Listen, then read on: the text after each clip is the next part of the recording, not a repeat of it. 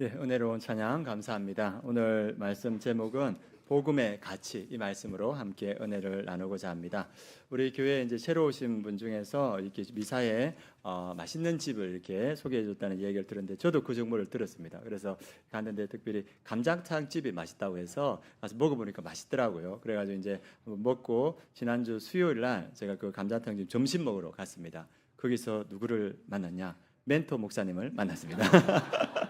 약속도 없었는데 가니까 저 사람들이 많아가지고 대기하고 있는데 김성진 목사님하고 김성진 목사님 동생분하고 멘토 목사님하고 식사하는 거예요. 그래서 김성진 목사님 동생분이 카메룬에 이제 직장이 되어서 가게 됐는데 그 멘토 목사님께 기도받고 이렇게 대접받는 자리에 이제 계시더라고요. 그래서 저도 같이 가서 합석했습니다. 그래가지고 맛있는 감자탕 같이 먹고 이렇게 왔는데 그래 같이 감자탕 먹고 교제하면서 성도의 기쁨이 이런 것이다. 좋은 것들을 함께 나누는 것이 성도님들의 기쁨이다 이런 생각이 들었습니다. 그리고 우리가 생각할 때 복음도 그런 것 같습니다. 복음이 너무 좋으니까 우리가 누군가에게 전하려고 하고 애쓰고 있고 특별히 날을 잡아서 11월 우리가 23일 날 전도 집회를 하는데 복음이 너무 좋은 거니까 그들을 초청해서 그들에게 복음을 전하려고 합니다. 그런데 우리가 이 복음을 전하려고 하는데 이 복음의 가치가 얼마나 되는가? 그래서 오늘 말씀은 복음의 가치가 어떤 것인가 함께 알아보려고 합니다. 지난주에 우리가 복음에 대해서 들었습니다. 예수는 무엇이다 이렇게 함께 나눴습니까? 예수는 그리스도시다. 뭐 다 잊은 건 아니시죠?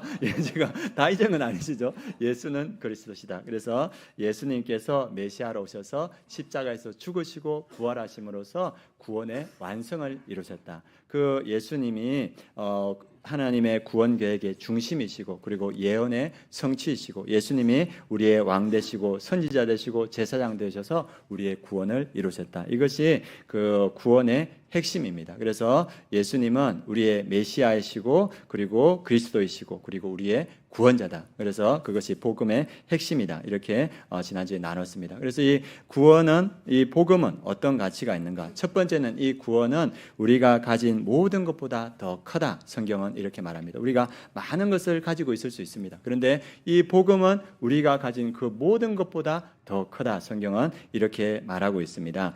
실제로 있었던 이야기입니다. 2019년 영국에서 어떤 사람이 금속 탐지기 이걸 구매했어요. 그 금속 탐지기를 구매해가지고 영국의 농장에 그 들판을 금속 탐지기로 이렇게 쭉 띠띠 하다가 뭔가를 발견했습니다. 발견했는데 그 발견한 게 뭐냐 하면 500년 전에 그 헨리 8세의 목걸이를 발견했어요. 그래가지고 그 돈이 얼마짜리냐? 66억짜리입니다. 여러분도 놀래네요. 60억. 그래가지고 이걸 발견한 사람이 그 자리에서 어린 아이 같이 비명을 질렀다고 합니다. 이거 뭐 값이 나가는 거다. 그래가지고 비명을 질렀는데 오늘 성경은 뭐냐 하면 우리가 복음, 그 복음으로 열려진 천국을 발견했을 때 이 큰 기쁨이 있다. 성경은 우리에게 말해주고 있습니다. 우리 마태복음 13장 44절에서 46절 같이 읽어보겠습니다. 천국은 마치 밭에 감추인 보화와 같으니 사람이 이를 발견한 후 숨겨두고 기뻐하며 돌아가서 자기의 소유를 다 팔아 그 밭을 사느니라. 또 천국은 마치 좋은 진주를 구하는 장사와 같으니 극히 값진 진주 하나를 발견하며 가서 자기의 소유를 다 팔아 그 진주를 사느니라. 복음의 가치, 복음으로 열려진 천국의 가치가 어떤 거냐? 나에 있는 모든 것을 다 팔아서 사야 되는 그러한 가치를 가지고 있다. 그래서 이 밭에서 부활을 발견한 사람은 오늘 말씀에 기뻐하며 돌아갔어. 아까 66억짜리 그 목걸이를 발견한 사람이 기뻐서 비명을 질렀다는 거지 않습니까? 그러니까 복음을 발견한 사람, 복음을 통하여 열리는 천국을 발견한 사람은 이 기쁨이 충만하다는 겁니다. 그래서 자기의 가진 모든 것을 팔아서 그 밭을 사고 그 부활을 산다는 겁니다. 그리고 또 하나는 진주를 발견한 사람, 이 진주를 잘 감별하는 사람이 있었는데 이 진주를 보니까 다른 사람은 몰라요, 이 가치를. 그런데 자기는 알겠는 거예요. 이 진주의 가치는 어마어마하다. 그래서 가서 자기의 모든 재산을 다 팔아서 그 진주를 사고 그 기쁨이 충만하다. 복음이 그러한 기쁨과 가치를 가지고 있다. 그리고 복음을 열리는 천국이 우리의 모든 것보다 소중하고 우리의 모든 것을 다 팔아서라도 우리가 붙들어야 되는 그러한 가치가 있다. 그래서 오늘 성경은 복음은 내가 가진 그 모든 것보다 가치 있는 것이고 나의 모든 것을 주고라서라도 사야 되는 것이 복음이고 복음으로 열려진 천국이다. 성경은 이렇게 말하고 있습니다. 두 번째, 복음의 가치는 복음의 능력이 있다는 겁니다. 복음이 그냥 그대로 그 자체만으로 존재하는 것이 아니고 그 복음에는 능력이 있는데 어떤 능력이 있는가? 로마서 1장 16절 말씀 우리 같이 한번 보겠습니다. 내가 복음을 부끄러워하지 아니하노니 이 복음은 모든 믿는 자에게 구원을 주시는 하나님의 능력이 됨이라. 먼저는 유대인에게요 그리고 헬라인에게로다. 사도 바울이 그리스도인들을 핍박하면서 그들을 잡으려고 다메섹에 갈 때 그는 해방자요 비방자의 폭행자라 이렇게 말했습니다. 그가 가다가 예수 그리스도를 만나고 예수 그리스도를 통하여서 복음으로 변화되었습니다. 그래서 그가 죄와 사망에서 용서받고 하나님의 의와 생명으로 들어가고 나서 이 복음에는 능력이 있다. 어떤 능력이 있는가? 죄와 사망에서 우리를 구원하는 능력, 하나님의 의와 생명으로 들어가는 능력이 있다. 이 능력은 헬라인이나 유대인이나 모든 믿는 사람에게 동일하다. 그래서 사도 바울이 고백하는 건 뭐냐면 이 복음에는 능력이 있다. 그래서 이 복음은 가치 있다고 말합니다. 제가 경주에서 사회 갈 때 그때 이제 한 분 집사님이 계셨는데 그분이 자기 이야기를 하더라고요. 자기는 이전에는 노동일을 하면서 늘 술을 폈다고 합니다. 술을 너무 많이 마시고 집에 가족들을 힘들게 하고 그랬는데 그분의 어머니가 권사님이셨는데 이 문제에 있는 아들을 위해서 늘 기도했는데 이 아들이 변하지 않는 거예요. 그러다가 이 아들이 변하지 않는 모습을 보고 어머니가 돌아가셨어요. 어머니가 돌아가셨고 그래서 그 담임 목사님이 어머니 시신 앞에서 이 아들을 불렀습니다. 이 아들을 불러서 자네 어머니가 일평생 자네를 위해서 기도했는데 자네 오늘 결단하게 지금 이 모습 그대로 계속 살아갈 건지 아니면 어머니와 기도대로 어머니의 바람대로 새로운 삶, 예수 믿고 새로운 삶을 살 것인지 오늘 결단하게 이렇게 했는데 그 아들이 어머니 시신 앞에서 무릎 꿇고 그 목사님에게 오늘부터 제가 예수님 믿겠습니다 이렇게 결단했습니다. 그리고 나서 이분이 교회에 나오기 시작했고 순을 끊었습니다. 그리고 이제 교회에서 여러 가지 이제 봉사 섬기는 일이 있을 때 그분이 나가서 그 교회를 섬기고 그리고 새벽 기도를 나오시더라고요. 우리 새벽 기도에 나와서 그분이 조금 있다가 뭐라 하시냐면 제가 새벽 기도 차량 운행해도 되겠습니까 하면서 새벽 기도 차량 운행해요. 그래서 이분의 삶이 완전히 변해서 그 교회의 기둥 같은 집사님으로 세워졌습니다. 그리고 이분만 변한 것이 아니고 그분의 아들이 침례 신학을 하고 목회자로 세워졌습니다. 오늘 말씀은 뭐라고 말합니까? 복음은 능력이 있다. 어떤 능력입니까? 구원의 능력이 있는 줄 믿습니다. 한 사람을 죄와 사망에서 구원하는 능력이 있고 한 사람의 인생을 변화시키는 능력이 복음에 있다. 그리고 이 복음은 한 가정을 변화시키는 능력이 있다. 그래서 사도 바울은 이 복음에는 능력이 있다 이렇게 말하고 있습니다. 세 번째, 복음의 가치를 우리가 어떻게 알 수 있냐 하면 복음의 가치는 예수님께서 이 복음을 친히 전하러 오셨다는 것에서 알 수 있습니다. 하늘 보좌를 버리고 예수님께서 이 땅에 오셨는데 이 땅에 왜 오셨냐? 예수님은 이 땅에 복음을 전하러 오셨다 이렇게 말하고 있습니다. 우리 누가복음 4장 43절 말씀 함께 보도록 하겠습니다. 예수께서 이르시되 내가 다른 동네에서도 하나님의 나라 복음을 전하여야 하리니 나는 이 일을 위해 보내심을 받았노라 하시고 복음이 얼마나 가치 있는가. 우리 예수님께서 하늘 보좌 버리고 이 땅에 오셔서 내가 이 복음을 전하기 위해서 이 땅에 왔다. 예수님이 이 땅에 오셨을 때 우리에게 재정이 필요했다면 그 모든 재정을 우리에게 주셨을 거예요. 그리고 우리에게 즐거움과 쾌락이 필요했다면 예수님은 그 모든 것을 다 주실 수 있었습니다. 그런데 예수님이 이 땅에 와서 우리 인간들을 볼 때 우리에게 가장 필요한 것이 무엇인가 봤을 때 복음이 인간에게 가장 필요하다. 죄와 사망과 고통 가운데 있는 이 사람들에게 필요한 것은 복음이다. 그래서 예수님은 우리에게 복음을 전하여 주셨습니다. 그래서 이 땅에 오셔서 죽으시고 부활하기까지 이분은 우리에게 복음을 전해 주셨습니다.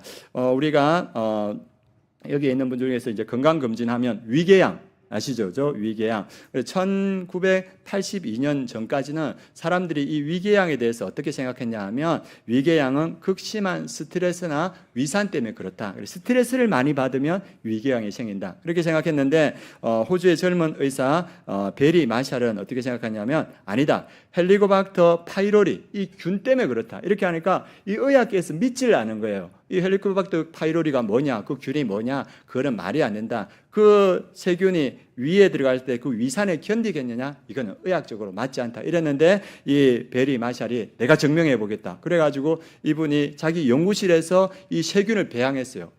헬리코박터균을 배양해가지고 자기가 직접 사람들이 보는 앞에서 마셨습니다. 그리고 나서 2, 3일이 지나니까 구토가 나고 극심한 통증이 왔는데 그가 내시경을 통해서 그 자기 위를 보니까 위벽에 큰 염증이 생긴 거예요. 그래가지고 이제 사람들이 알게 됐고, 그래서 이 사람이 어떻게 했냐면 항생제를 먹기 시작했습니다. 그래서 항생제를 먹고 나서 이 위벽에 있던 그 염증이 다 사라지고 이 헬리코박터균이 다 죽었죠. 그래서 우리도 병원에 가면 항상 헬리코박터균 검사하지 않습니까? 그래서 그 항생제로 다 치료가 되고 나서 사람들이 그제서 이 위궤양에 대한 패러다임이 변했습니다.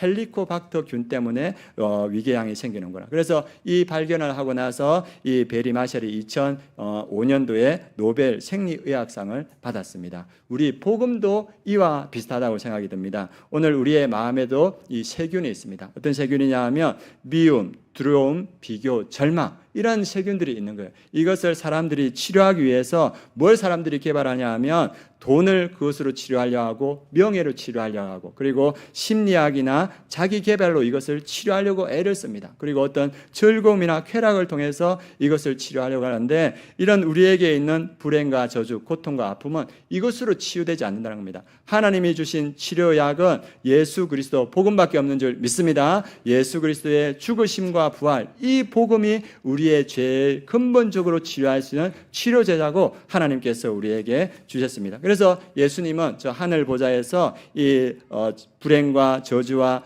죄와 고통 가운데 있는 우리에게 복음을 전해주셨습니다. 그리고 그 치료제인 복음을 통해서 우리를 회복해 주셨습니다. 그런데 우리가 한 가지 기록해야 되는 건 뭐냐 하면 예수님께서 오셔서 말씀으로만 그 복음을 전하고 또 말씀으로만 사랑을 전한 것이 아니고 말씀으로 복음을 전하고 사랑을 정했지만 이걸 넘어서 이 조금 전에 베리 마샬이 증명했더니 자기의 몸으로 우리에게 그 복음의 그 힘과 능력을 보여주셨습니다. 예수님께서 십자가에서 못 박히시고 손에 못이 박히시고 창에 찔리시고 피와 물을 흘리시면서 우리에게 하신 말씀이 무엇입니까? 이것이 너희를 향한 나의 사랑이다. 이것이 나의 복음이다. 이렇게 보여주셨습니다. 그래서 예수님께서 십자가에 죽으시면서 죄와 사망이 얼마나 무서운 것인가를 실제적으로 우리에게 보여주셨고 예수님께 죽으셔서 그것을 끝나고 나서 부활하심으로 이 복음의 능력이 얼마나 큰가를 우리에게 실질적으로 보여주셨습니다. 그래서 우리가 기억해야 하는 것은 이 복음의 가치가 얼마나 큰가. 저 하늘 보좌를 버리고 예수님이 이 땅에 오셔서 오직 우리에게 전한 것이 복음이라는 것, 그리고 그분이 몸으로 우리에게 복음이 어떤가 하는 것을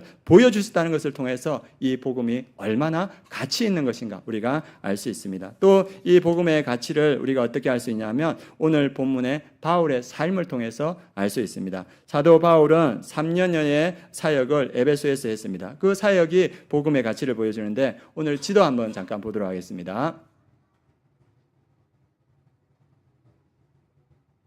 이게 바울의 3차 여행 지도입니다.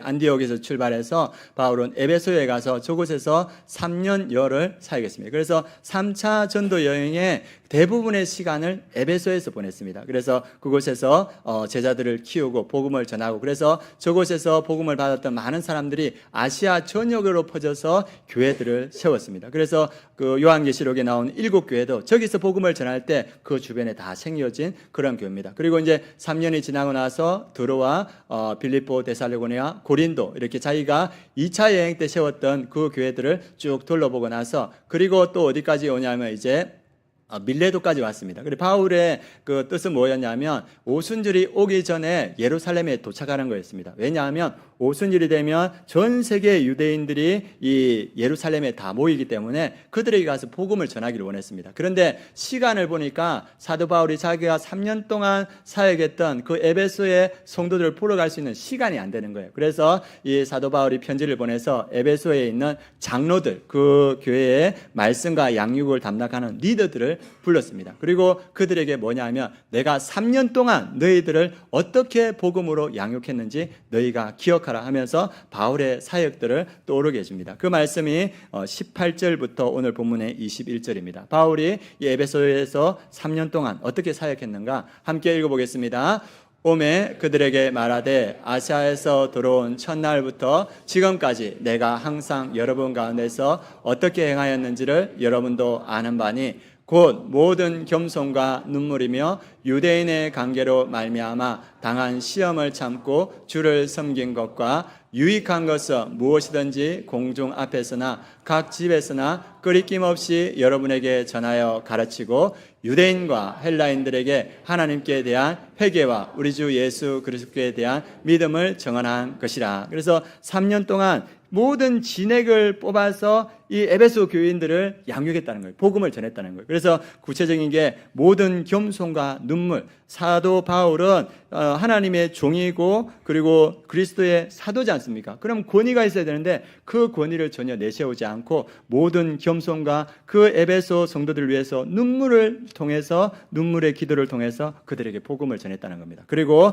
그가 하시는 말씀이 뭐냐 하면 유대인의 관계, 바울이 가는 곳마다 유대인들이 핍박하고 박해했습니다. 그래서 바울은 그곳에서도 핍박과 박해가 있으면 그곳을 떠날 만도 한데 사도 바울은 어떻게 했냐면 유대인의 관계로 말미암아 당한 시험을 참고 주를 섬기고 3년이나 그들의 박해와 그들의 관계를 참고 견뎠다는 것. 그렇게 그 에베소에서 복음을 전했다. 그리고 20절에 보면 유익한 것은 무엇이든지 공중 앞에서나 각 집에서나 끄리낌 없이 여러분에게 전하여 가르치고. 그래서 사도 바울이 복음을 전할 때 뭐냐 하면 그 에베소 성도들의 비율을 맞추지 않았다는 겁니다. 그들이 좋아하는 것만 가르치지 않고 복음이면 그들이 좋아하든 싫어하든 분명하게 가르쳤다는 겁니다. 그리고 마지막으로 그 에베소 지역과 아시아 전역에 있는 사람들에게 유대인과 헬라인들에게 하나님에 대한 회개와 우리 주 예수 그리스도에 대한 믿음을 정언했다. 그래서 그들이 우상에서 주님께로 돌아오도록 회개를 전하고 그들이 예수 그리스도께 헌신할 수 있도록 믿음을 전했다. 그래서 3년의 사역을 통하여서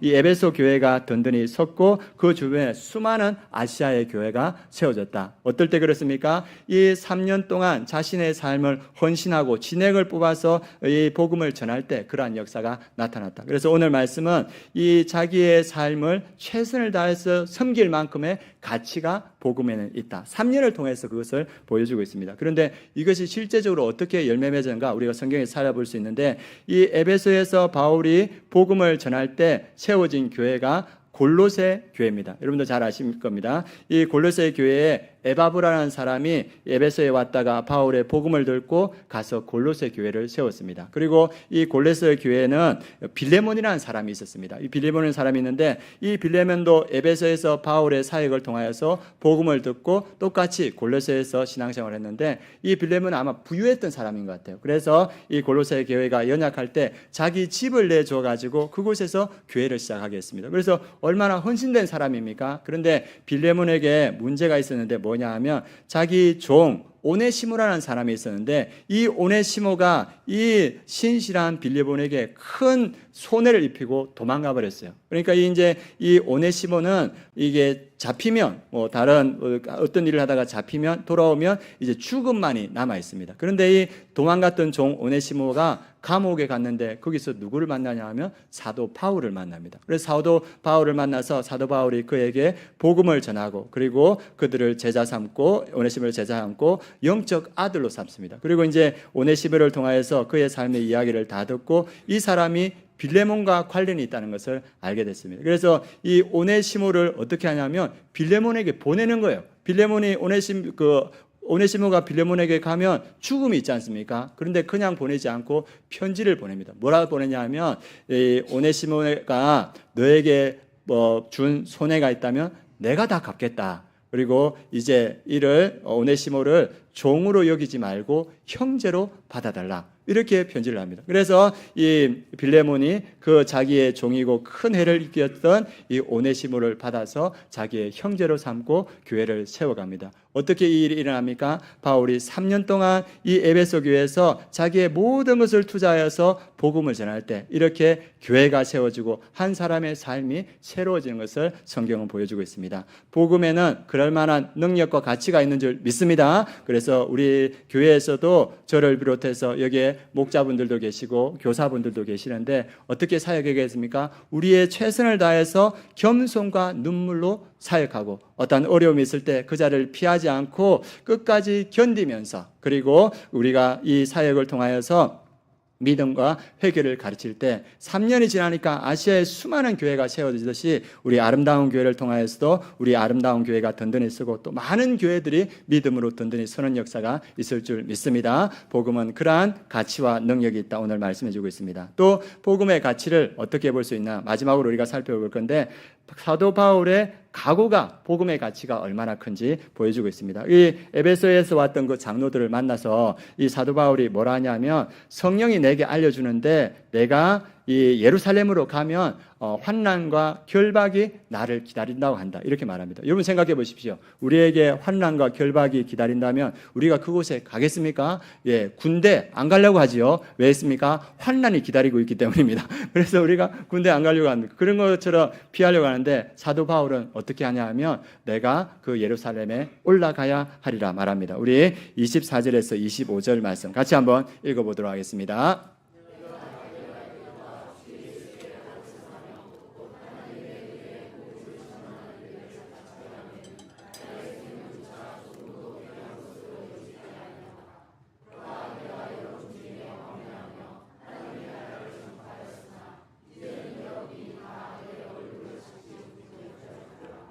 예, 환난과 결박이 이 예루살렘에서 바울을 기다리고 있다고 하는데 사도 바울의 각오는 무엇입니까? 내가 달려갈 일과 주 예수께 받은 사명, 곧 하나님의 은혜의 복음을 증언하는 일을 마치려 하면은 나의 생명조차 조금도 귀한 것으로 여기지 아니하노라. 사도 바울은 복음을 전하는 일을 자기 생명보다 더 귀하게 여겼습니다. 그게 25절에 보면 내가 이제 떠나면 너희들이 내 얼굴을 다시 보지 못할 것이다. 그러니까 사도 바울은 자기의 생명이 끝날 것을 알고 있었습니다. 그럼에도 불구하고 나의 생명보다 복음이 더 소중하다. 그래서 복음을 위해서 그의 삶을 하나님께 드리는 모습을 봅니다. 이 사도 바울이 마지막에 쓴 편지, 많은 편지가 있는데 마지막에 쓴 편지가 뭐냐 하면 우리 디모데 후서 말씀입니다. 이 사도 바울이 복음을 전하다가 로마에까지 가서 복음을 전했습니다. 그리고 로마에서 복음을 전하다가 로마의 지하 감옥에 갇혔습니다. 그리고 이제 사도 바울이 느끼는 게 뭐냐 하면 이제 나의 죽음이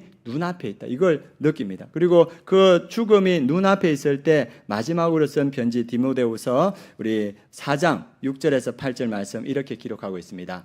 전제와 같이 내가 벌써 부어지고 나의 떠날 시각이 가까웠도다. 나는 선한 싸움을 싸우고 나의 달려갈 길을 마치고 믿음을 지켰으니 이제 후로는 나를 위하여 의의 면류관이 예배되었으므로 주 곧 의로우신 재판장이 그날에 내게 주실 것이며 내게만 아니라 주의 나타나심을 사모하는 모든 자에게 노니라. 사도 바울은 이제 내 삶이 전제와 같이 부어졌다고 합니다. 전제는 제사인데 포도주를 이렇게 부어드리는 제사입니다. 그러니까 자기의 삶이 이제 다 끝났다고 이렇게 말합니다. 사도 바울이 생각하는 건 뭐냐면 나는 하나님께 드려지는 예배다. 그리고 자기는 하나님께 드려진 예배였고 이제 자신의 죽음으로 이 예배가 끝난다. 이렇게 고백하고 있는 겁니다. 그래서 자기는 복음이란 제단 위에 드려지는 삶이고 그 복음이란 제단 위에 자기의 삶이 전제와 같이 부어졌다. 그리고 자기의 삶은 끝난다고 이렇게 말하고 있습니다. 그래서 그렇게 말하면서 이제 내 삶이 하나님의 복음의 제단에 뿌려졌고